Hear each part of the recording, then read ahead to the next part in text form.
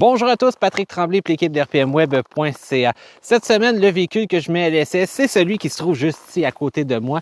Il s'agit du Mazda CX-70 dans sa version GT avec la motorisation PHEV, donc hybride rechargeable, de l'année 2025. Et par ce froid polaire, je vous présente 3 choses positives et 3 choses négatives que j'ai remarquées sur ce véhicule.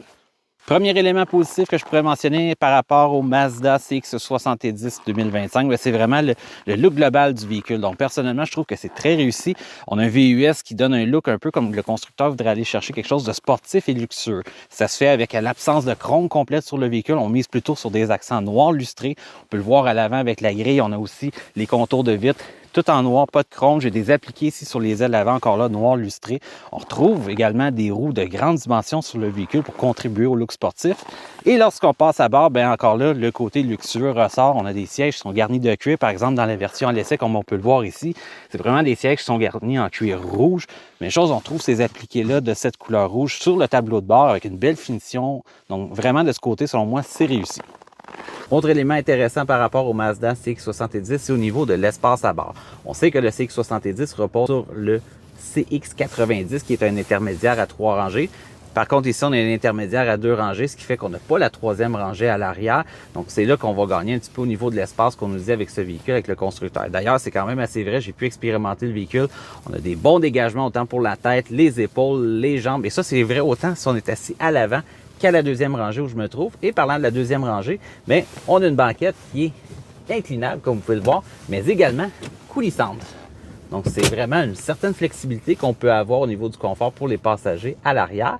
Et parlant d'être à l'arrière, on a l'espace cargo qui est juste derrière cette 2e rangée. Et on est à 1131 litres, qui en fait un des véhicules les plus logeables de sa catégorie, ou du moins parmi les meilleurs de sa catégorie. Au niveau du 3e point qui est intéressant au niveau du Mazda CX-70 2025, c'est qu'on a différents choix de motorisation et on est tous dans l'hybridation pour ceux qui sont offertes. On a la première, comme je disais, celle qui est à l'essai cette semaine, la version PHEV, donc on a un 4 cylindres sous le capot jumelé à un système hybride rechargeable.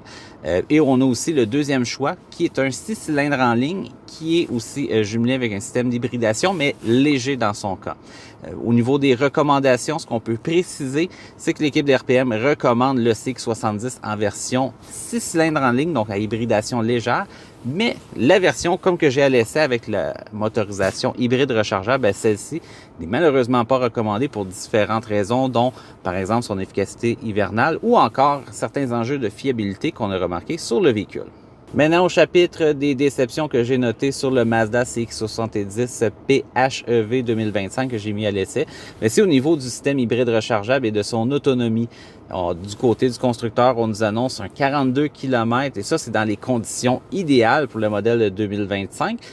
Et de mon côté, il faut dire que cette semaine, c'était quand même des conditions plutôt spéciales. Donc, on était dans une période de froid nordique avec des températures au ressenti qui oscillaient entre moins 25 et même jusqu'à moins 40 la nuit.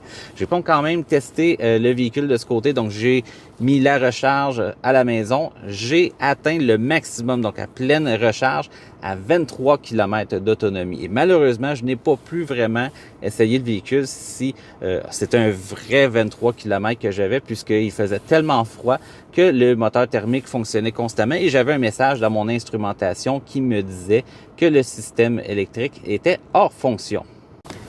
Au niveau du 2e élément, point négatif que j'ai noté sur le véhicule d'essai cette semaine, c'est au niveau du système de clé à capteur de proximité. Je vous explique rapidement. Quand je m'approche du véhicule, tout va bien, le véhicule se déverrouille dès que j'arrive à côté, ça va bien, mais c'est au niveau quand on quitte le véhicule pour le verrouillage automatique. En fait, normalement, c'est pas un gadget qui est nouveau dans l'industrie. On a déjà vu ça ailleurs. Quand on ferme la porte et qu'on s'éloigne du véhicule, normalement, les portes vont se verrouiller automatiquement. Donc, c'est quand même assez pratique. On n'a pas besoin de sortir la manette quand on a les mains pleines, exemple. Par contre, dans le cas qui nous concerne avec le CX-70, c'est que le système est tellement sensible qu'il se verrouille alors qu'on est encore à côté du véhicule littéralement. Et d'où est-ce que ça devient un peu plus un enjeu, c'est lorsqu'on veut soit mettre de l'essence dans le véhicule ou procéder à la recharge.